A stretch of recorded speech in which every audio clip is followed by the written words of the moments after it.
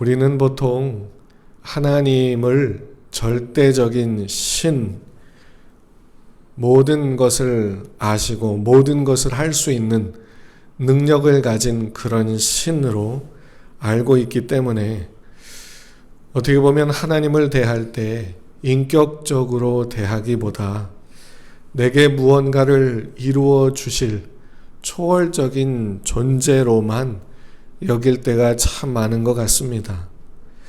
문제가 생기면 우리가 어떻게 합니까? 기도하기 바쁘지요.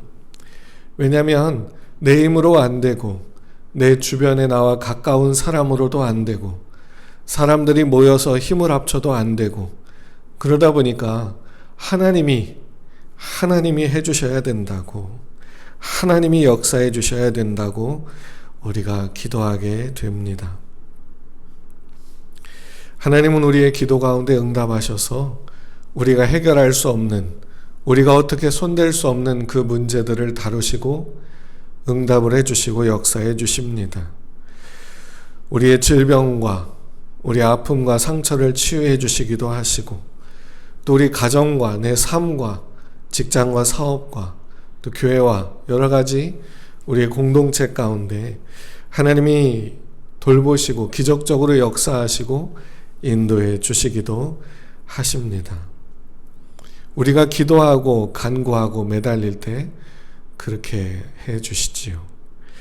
그런데 우리가 그렇게 기도하면서 응답을 받는 것만 생각을 하다 보니까 우리가 우리 안에서 하나님이 항상 일하시는 모습이 어떠한지를 잘 모르고 살아가는 것 같아요. 기도를 많이 한 사람들에게는 하나님이 많이 일하시고 신앙생활을 잘하는 사람들에게만 하나님이 복을 주시고 그들에게만 하나님이 관심을 가지고 이끌어 주신다라는 착각에 빠지기도 합니다. 그래서 내 삶에 하나님이 역사해 주지 않거나 내가 드리는 기도에 응답해 주지 않으면 내가 기도가 부족했다. 내 마음의 정성이 부족했다. 내가 마음으로 정말 마음을 다 쏟아붓지 못했다. 이렇게 생각하면서 자책하고 또 후회하면서 그렇게 자신의 삶을 보내게 됩니다. 그런데요, 우리가 기도하지 않을 때에도 남보다 기도가 부족할지라도 남보다 마음의 정성이 부족할지라도 남보다 열심히 부족할지라도 예수님을 영접한 모든 그리스도인들 안에서 하나님이 항상 동일하게 역사하시는 모습이 있습니다. 모든 사람들, 모든 성도들 속에 하나님이 똑같이 일하시는 모습이 있다는 거지요. 그러면 모든 기독교인들 속에서 하나님께서 똑같이 일하고 계신 그 모습은 어떤 모습일까? 올 한 해도 하나님께서 우리를 그렇게 인도해 주셨고 내년에도 또 그렇게 역사해 주실 겁니다. 그게 뭘까? 그것을 함께 나누면서 오늘 은혜 받기를 원합니다. 우리가 신앙을 대하면서 한 가지 인정해야 될 것이 있는 것 같습니다. 그것은 뭐냐면 하나님께서 우리로 믿음을 갖게 하기 위해서 강압적이거나 초월적이거나 초인적인 능력을 행하지 않으신다라고 하는 겁니다. 우리는 보통 그렇게 생각하잖아요. 하나님, 우리가 안 믿으려고 하는 게 아니잖아요. 하나님 다 믿어보려고, 그래서 예수 믿고 천국 가려고 하잖아요. 하나님, 저 사람이 예수 믿고 천국 가면 얼마나 좋아요. 저 사람에게 기적적으로 역사해 주세요. 가다가 다리 몽둥이가 부러지거나 가다가 차가 사고가 나서 뒹굴러서 겁안 죽게 될 때까지 이끌어 주세요. 그러면 정신 차리고 돌아오겠죠. 하나님, 이번에 로또를 샀는데 당첨되게 해주세요. 돈이 많아지면 하나님이 해주셨다고 자랑하면서 믿음을 갖지 않겠어요? 하나님, 병에 걸렸는데 그냥 자고 딱 일어났더니 모든 병이 사라지게 해주세요. 그러면 하나님이 고쳐주셨다고 막 자랑하면서 믿지 않겠어요? 하나님 정말 저 고집스러운 사람 꿈에 나타나서 아주 그냥 겁을 엄청 줘보세요. 그러면 그렇게 꿈을 한 일주일만 꾸게 하시면 정신 차리고 예수 믿지 않겠어요? 우리는 보통 이렇게 생각을 합니다. 하나님이 그렇게 역사해 주시기를. 그런데 하나님은 그렇게 하지 않으십니다. 인격적으로 우리에게 권면하십니다. 말씀하십니다. 그리고 우리가 믿기를, 우리가 인정하기를, 우리가 주님을 의지하기를, 주님을 사랑하기를 기다리십니다. 여러분, 이게 어떤 의미인지 아십니까? 우리가 아까도 찬양하면서 왕께 만세 찬양했습니다. 예수님은 우리의 왕이시고 임금이시고 우리의 주권자시고 우리의 생사를 주관하시는 분이십니다. 그런데요, 그분이 우리 가운데서 어떻게 일하시냐면 인격적으로 일하세요. 얘기하고 권면하고 기다립니다. 그런데 여러분, 이게 어떤 의미냐면 우리가 하나님께 무례하게 행하고 주님을 무시하고 때로는 대적하고 욕하고 뒤돌아서고 하는 것까지 주님이 감수하신다는 의미입니다. 우리의 마음이 주님께 돌아오기를, 주님을 믿기를, 주님을 의지하기를, 주님이 기다리고 또 권면하고 때로는 고난과 어려움 가운데 처하기도 하시지만 그렇게 해서 고난을 수없이 주고 나서 야, 너 이제 정신 차렸니? 이제 알아듣겠어?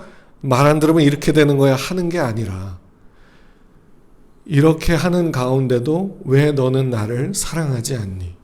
너는 이렇게 되는데도 왜 나를 믿지 않니? 라고 하며 그때도 계속 또 권면하고 말씀하십니다. 그러니까 하나님은 우리의 거부와 거절까지도 심지어 무례하고 못나게 구는 모습까지도 다 감수하고 참아내려고 하는 것을 결단하고 계신 것 같습니다. 그런데 우리는 하나님께서 기적적으로 신비한 방법으로 일해 주시기를 늘 기대하면서 살아갑니다. 그래서 하나님의 말씀을 전하는 사람도, 교회에서도, 목사들도, 전도자들도, 그리고 권사님이나 장로님이 집사님들, 내가 보면서 기대하는 그런 어른이라고 생각하는 분들이 카리스마 있고 말 한마디로 사람들을 휘어잡고, 그래서 교회 가면 모임을 하면 막 압도되고, 그래서 거기에서 막 와, 엄청나구나, 역시 하나님의 역사는 엄청나구나 하는 그런 걸 느끼면서 보기를 원합니다. 물론 그럴 수 있어요. 교회에서 그럴 수 있고 사람들 중에는 그렇게 하는 분들도 있어요. 그런데 여러분, 우리가 살아가는 삶에 나 혼자 있게 되는 그때에, 고난 앞에, 고통 앞에 홀로 마주선 내 앞에 하나님은 그렇게 오지 않습니다. 우리에게 그렇게 말씀하지 않습니다. 하나님은 우리에게 그렇게 압도적으로 하지 않습니다. 오히려 우리와 똑같은 모습인 예수님이 이 땅에 오신 것처럼 우리가 입는 옷을 입고 우리가 입는 모습으로 그 갈릴리 바다에 거니셨던 것처럼 그렇게 우리 앞에 와서 말씀하십니다. 조용히 말씀하고 권면하고 이야기를 건네십니다. 그러다 보니까 많은 사람들이, 심지어 신자들, 성도들이 하나님께 실망합니다. 왜요? 하나님께서 그냥 막 엄청나게 해버리시면 되는데 안 하시거든요. 하나님이 고쳐줘 버리시고, 하나님이 그냥 돈을 줘 버리시고, 하나님께서 그냥 역사를 해 버리시면 되는데, 하나님께서 아주 위험한 그리고 매력적이지 않은 방법을 통해서 우리 가운데 일하시기 때문입니다. 그 방법은, 그 모습은 설득이라고 하는 거지요. 물론 하나님께 범죄하면 벌을 받기도 합니다. 혼이 납니다. 그런데 그리고 나서 주님이 뭐라고 하시느냐? 이렇게까지 했는데도 돌아오지 않을 거냐 물으십니다. 정신 안 차리면 지옥 보내버린다 협박하지 않고, 그리고 그렇게 해버리면 그만인데도 불구하고 기다리십니다. 이러한 하나님의 모습이 아주 잘 드러난 이야기가 탕자 이야기 아니겠습니까? 둘째 아들이 아버지에게 대들며 자기에게 돌아올 분깃을 받아서 집을 나가버렸을 때 아버지가 막지 않았습니다. 그리고 집을 나가 고생하는 그 둘째 아들에 대한 소식을 듣고도 집에 있는 하인들을 딱 보내가지고 데려오지 않았습니다. 우리는 보통 드라마에서 그러잖아요. 회장님 딸 아들이 집을 나가버리면 검은 양복을 입은 그 수행 비서들이 검은색 세단을 타고 가서 어디에 있는지 귀신같이 알아내가지고 회장님이 부르십니다. 이러면서 딱 데리고 가잖아요. 하나님은 그렇게 하지 않지요. 권면하고 기다려주시고 또 말씀해 주십니다. 여러분, 이렇게 포기하지 않으시고 우리에게 권면하여 죽을 때까지 우리를 기다리시고 기회를 주시는 것, 여러분, 이것이 하나님이 우리에게 베푸시는 큰 은혜입니다. 오늘 우리가 읽은 본문에서도 사도 바울이 이스라엘 백성들에서 대해서 이야기를 하고 있는데, 이스라엘 백성들 유대인들이 예수님을 거부하고 예수님을 십자가에 못 박아 죽였습니다. 그리고 그들은 여전히 예수님을 거부하고 있습니다. 그럼 예수님을 거부하는 그들은 어떻게 되는가를 이야기하면서 사도 바울이 이렇게 말하는 겁니다. 그들이 비록 하나님의 뜻을 어기고 예수님을 거부하여 큰 죄를 범하고 있지만, 하나님은 그들이 예수님을 거부한 것을 통해서 이방인들에게 복음이 전해지게 하셨고, 그 이스라엘을 뿌리 삼아 이방인들이 믿음으로 구원받게 하셨다라고 말합니다. 그래서 이방인들이 구원을 받게 된 것은 이스라엘을 근거로 삼아 하나님이 일하심이었다라고 하면서, 이방인들, 하나님과 아무런 관계도 없었던 이방인들도 믿음으로 구원받게 하신 하나님께서 하나님을 거부하고 예수를 부정하는 저 유대인들, 이스라엘 백성들도 구원하기 위해서 은혜를 베풀지 않겠느냐라고 하는 것이 본문에서 사도 바울이 하는 요지입니다. 이 말은 잘못한 사람들은 하나님이 어떻게든 하시니까 상관없다, 괜찮다라고 하는 것이 아니라, 하나님께서 그들로 주님께 돌아오게 하기 위해서 끊임없이 포기하지 않고 권면하고 말씀하실 거라 하는 그런 얘기를 하는 겁니다. 4절에서 사도 바울은 이스라엘 백성들은 양자됨과 영광과 언약들과 율법과 예배와 약속을 받은 사람들이라고 말하고 있습니다.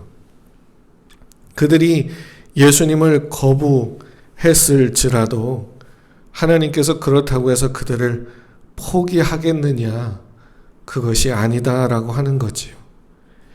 그들의 믿지 않음으로 인해서 죄인으로 지내오던 이방인들이 복음을 통해 구원을 받게 되어 하나님께서 그들의 삶에 개입하여 그들로 믿음에 이르게 하신 것처럼 이스라엘 백성들에게도 하나님이 개입하여 권면하여 은혜를 받아 구원을 받게 해 주실 거다라고 하는 거지요.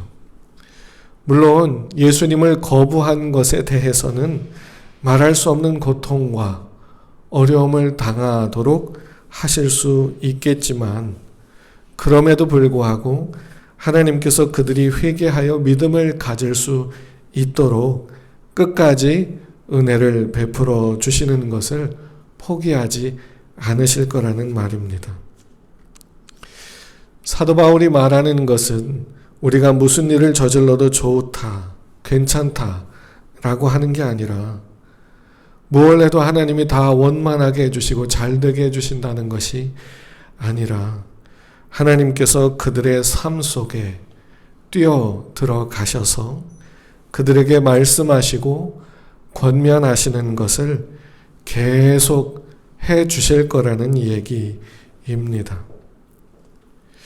지금 사도 바울이 본문을 통해서 말하고자 하는 것은 하나님께서 그들의 삶에 개입하여 들어가 포기하지 않으신다는 것입니다. 이스라엘의 불순종을 통해서 이방인들의 삶에 들어가셨고, 그리고 하나님께서 또 이스라엘 백성들의 삶에 뛰어 들어가실 거라는 얘기를 하고 있지요. 이스라엘 백성들 뿐만이 아니라 하나님은 지금도 우리의 삶 속에 뛰어 들어오셔서 우리에게 권면하고 말씀하심으로 우리를 이끌어 가고 계십니다. 무지함과 연약함과 허물과 욕망과 죄악과 더러움 속에서 살아가는 우리의 삶 속에 주님이 뛰어 들어와 주셔서 우리로 하여금 예수님만을 온전히 믿고 섬기는 자가 되게 하시려고, 하나님만이 내 삶의 전부이다라는 고백을 하게 하시려고 우리를 붙들고 놓지 못하시고 이끌어가고 계시다라고 하는 거지요. 우리는 예수님을 믿고 구원받으면 그 믿음으로 사는 삶이 굉장히 고상하고 아름답고 품이 있을 거라고 생각을 합니다. 하지만 예수님을 믿는 사람들의 삶이라 할지라도 얼마나 참 때가 많이 묻고 고상하기는커녕 참 추하고 부끄럽고 남들에게 보여주기 싫고 알려주기 싫고 그런 모습들을 우리가 얼마나 많이 가지고 살아가는지 모릅니다. 남들에게 말하지 못하는 슬픔이 있고 아픔이 있고 답답함이 있습니다. 하나님 앞에서 깨끗하게 온전하게 살고 싶지만 그러지 못한 부분들이 많이 있지요. 이러한 삶에 주님이 찾아 들어오신다는 겁니다. 아멘. 우리의 삶이 어떠한지 그것을 아주 잘 보여주는 영화가 하나 있습니다. 옛날에 나왔던 영화인데 우아한 세계라고 하는 영화인데 여기는 송강호라고 하는 배우가 나오는 영화입니다. 이분은 그 극 중에서 강인구라고 하는 이름을 쓰고 있는데 조직 내에서 서열이 2위, 3위 요 정도 되는 중간 보스입니다. 위에는 아부하고 아래는 아주 잘 다독이면서 힘들게 살아가는 그런 역할입니다. 조폭이라고는 하지만 힘만 쓰는 게 아니지요. 위에 있는 보스한테는 어떻게든 잘 보여야 되고 밑에서 막 나대는 부하들은 또 잘 다독여서 데리고 또 일을 해야 됩니다. 그리고 집에 가면 아내하고 딸이 있는데 또 아내와 딸이 이 사람을 또 남편으로 제대로 대우해 주지도 않아요. 있는 대로 불평을 하고 짜증을 냅니다. 그러니까 이 주인공은 그런 상황에서도 그냥 참고 견디며 살아갑니다. 그러다가 그 아내가 딸을 한국에서 교육하기가 어렵다고 캐나다로 가버렸습니다.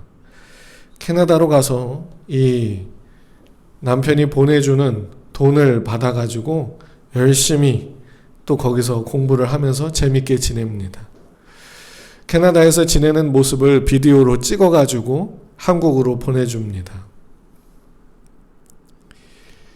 이 강인구가 집에 쪼그리고 앉아가지고 라면을 끓여 먹으면서 비디오를 봅니다. 그런데 아주 딸과 아내가 재밌게 지내고 있어요. 너무너무 재밌게 지내는 모습을 보면서 화가 납니다. 그래서는 냅다 상을 걷어찹니다. 그런데 여기서 이 영화에서 아주 되게 주목할 만한 장면이 그 다음에 나오는데, 자기가 먹던 밥상을 발로 걷어차고는 자기가 가서 그걸 다시 치웁니다. 그것을 다시 닦고 라면을 다시 다 줍고 그걸 다시 치우고 있습니다. 자기가 찬 밥상을 누가 치우겠습니까? 자기가 치워야지요. 이게 우리의 삶의 모습 아니겠습니까?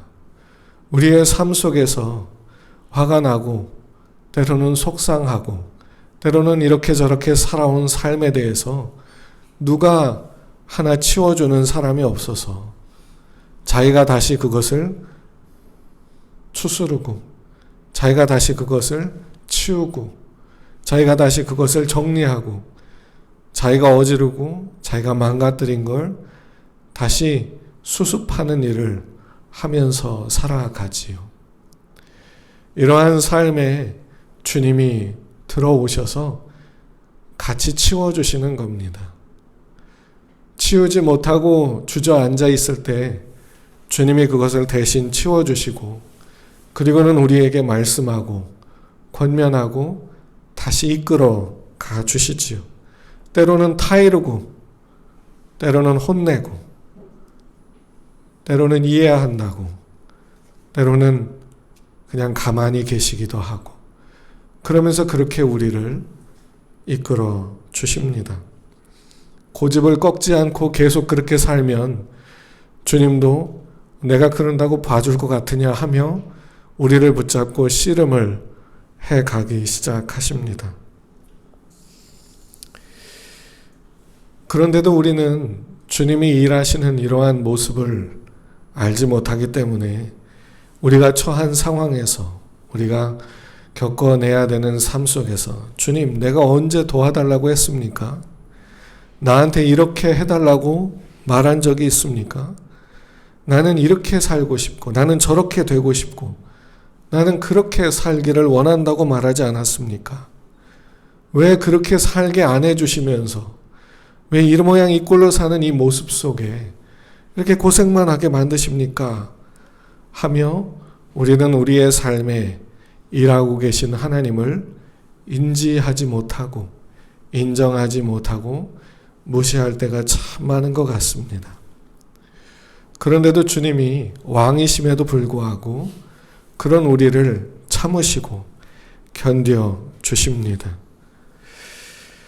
그런데 여러분, 이렇게 하나님께서 주님께서 씨름해 주시는 사람들 성경에 보니까 하나님께서 이렇게 찾아 들어가셔서 그들의 삶 속에 들어가셔서 씨름해 주셨던 사람들 치고 나중에 하나님을 사랑하지 않은 사람이 없고 그 은혜에 감격하지 않은 사람이 없고 하나님께 자기의 삶을 다 내어드리지 않은 사람이 없는 것 같습니다. 요셉을 보십시오. 형들에 의해서 노예로 팔렸을 때 넋이 나가버리고 정신을 잃어버리고 이게 무슨 일인가 말할 수 없는 충격 가운데 고통스러워했던 그 요셉이 나중에 형들을 다시 만났을 때 뭐라고 합니까? 하나님이 생명을 구원하시려고 나를 당신들보다 먼저 여기로 보내셨습니다. 나를 여기로 오게 하신 분은 당신들이 아니고 하나님이십니다. 라고 이야기를 했지요. 왜 그렇게 말했을까요? 그렇게 말 안 하면 혼낸다고 해서가 아니라 그게 맞기 때문입니다. 아무리 생각하고 아무리 따져보고 그래도 그게 맞고 그게 맞다고 하는 것이 속에 너무 인정이 되기 때문에 형들을 만났을 때 그렇게 말한 거 아니겠습니까? 하나님의 우리로 이렇게 고백을 하기까지 이끌고 인도해 주고 계신 겁니다. 이런 하나님을 보라고 하는 것이 사도 바울이 본문을 통해 하는 이야기입니다.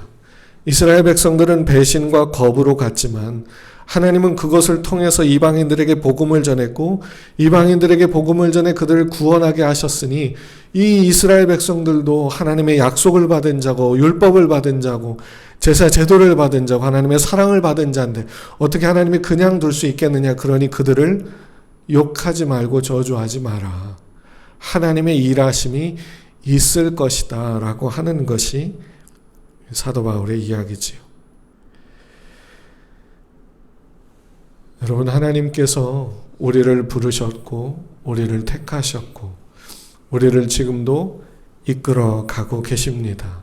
아멘. 2025년 올 한 해도 그렇게 우리를 인도해 주셨습니다.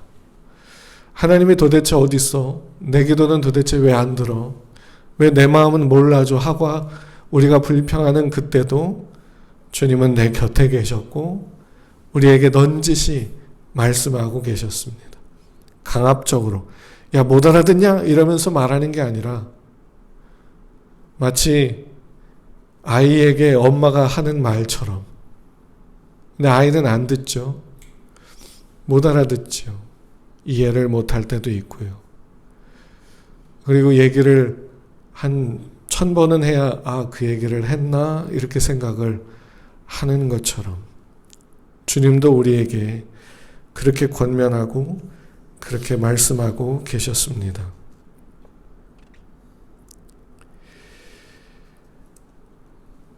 하나님을 인정하며 살아가 보실 수 있기를 주님의 이름으로 축복합니다. 우리의 삶이 좋든 나쁘든 우리가 원하는 대로 되든 되지 않든 하나님께서 우리에게 원하시는 것은 우리의 삶의 조건과 여건에 따르지 않고 주님을 사랑하게 되는 것, 하나님을 경배하게 되고 경외하게 되는 것, 그것이 하나님께서 목적하신 바가 아닐까 싶습니다. 잘해줘서 부자 되게 하고 높은 권력을 갖게 해서 하나님 좋으신 분 이런 말 듣고 싶어 하는 게 아니라 고난 가운데 있어도 어려움 가운데 있어도 하나님은 내게 좋으신 분이십니다 라고 하는 그 고백을 듣기를 원하시는 분이 하나님이시라는 거지요. 하지만 그냥 고난 가운데만 놔두면 우리가 얼마나 무너지고 얼마나 주님과 멀어지는 걸 아시기 때문에 그렇게만 놔두지 않으시고 우리로 그 은혜를 경험하게 하며 때로는 잘 되게도 하시며 우리와 씨름하면서 우리를 이끌어 주시는 거지요. 여러분, 하나님의 일하심은 우리에게 있어서 슈퍼맨, 울트라맨, 초월적인 능력으로 일하시는 그런 모습으로 우리를 힘들게 하는 사람들에게 본때를 보여주는 그런 일하심이 아닙니다. 하나님은 그 능력을 가지고 나를 위해서 저들과 싸우는 게 아니라 그 능력을 가지고 나하고 싸우십니다. 우리하고 씨름하십니다. 그러니까 우리는 당혹스럽지요. 하나님, 내가 언제 이렇게까지 사랑 안 해주셔도 되는데요. 이렇게까지 관심 안 가주셔도 되는데요. 그래서 욥이 그 말할 수 없는 고통 중에 외치는 거 아닙니까? 하나님, 나 좀 내버려 두십시오. 아침에 일어날 때도 내버려 두시고 밥을 먹을 때도 좀 내버려 두시고 잠을 잘 때도 좀 내버려 두십시오. 왜 이렇게 나를 고통스럽게 합니까? 라고 한탄하지 않았습니까? 그런데 여러분, 그렇게 하지 않으면 하나님의 더 큰 은혜와 사랑을 알 수가 없기에 주님이 그렇게 하는 거 아니겠습니까? 야고보서 1장 12절부터 14절을 보면 이렇게 말합니다. 시험을 참는 자는 복이 있나니 이는 시련을 견디어낸 자가 주께서 자기를 사랑하는 자들에게 약속하신 생명의 면류관을 얻을 것이기 때문이라. 사람이 시험을 받을 때에 내가 하나님께 시험을 받는다 하지 말지니 하나님은 악에게 시험을 받지도 아니하시고 친히 아무도 시험하지 아니하시느니라. 오직 각 사람이 시험을 받는 것은 자기 욕심에 끌려 미혹됨이니. 아멘. 아멘이 되십니까? 안 될 수 있어요. 하나님, 내가 무슨 욕심을 그렇게 부렸다고? 무슨 욕심을 그렇게 부렸다고? 하나님, 내가 대단한 거 원합니까? 그냥 가정이 좀 평안하고 몸이 안 아프고 하는 일이 그냥 잘 되고 재벌되는 거 원하지도 않습니다. 그냥 집 한 채 있고 차 한 대 있고 어디 놀러 가고 싶을 때 놀러 가고 뭐 그 정도면 됩니다. 교회에서도 뭐 장로 그냥 권사로도 만족합니다.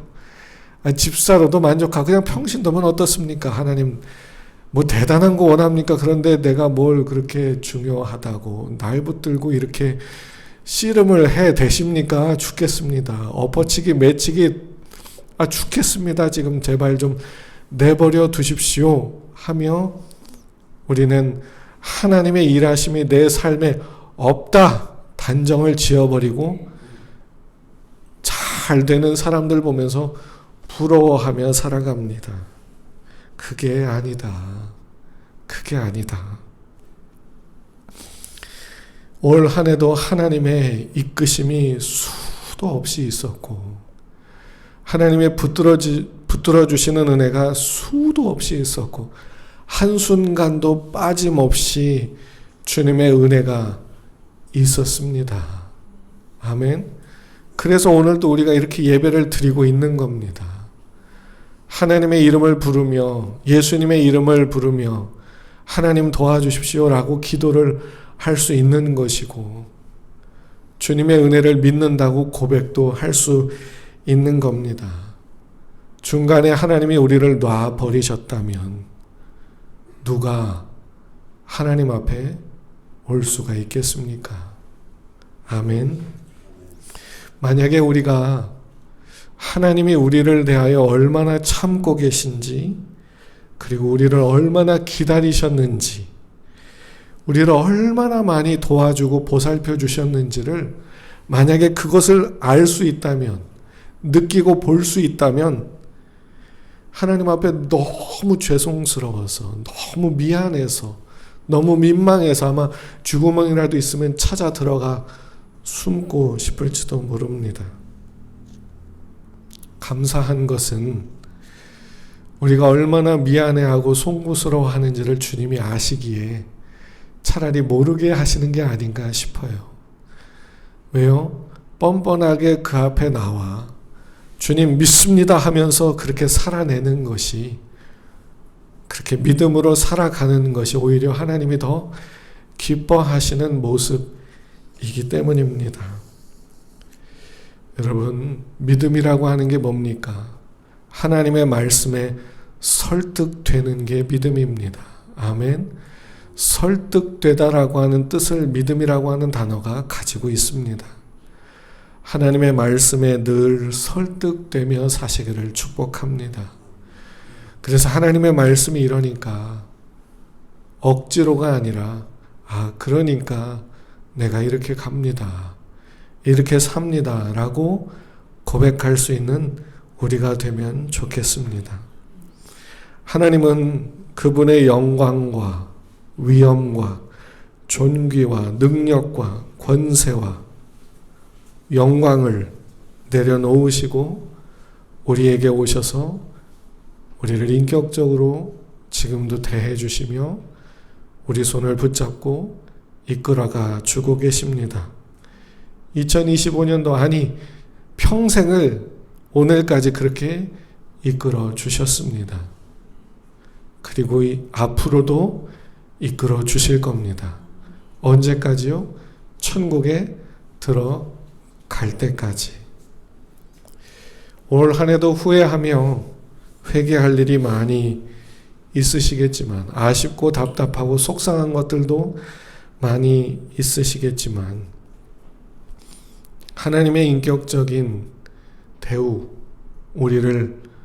우리와 함께 해주신 그것을 인정하지 못했던 것에 대해 회개하며, 새해에는 이러한 주님을 더 인정하며, 더 의지하며, 더 믿으며, 더 신뢰하며, 더 사랑하며 살아가 볼 수 있는 우리가 되면 좋겠습니다. 그래서 주님과 함께 살아가는 그 은혜, 거기서 힘을 얻고, 거기서 위로를 받고, 거기서 감동과 감격을 늘 얻으며 살아갈 수 있는 우리가 되면 좋겠습니다. 이렇게 살아가실 수 있기를 주님의 이름으로 축복합니다.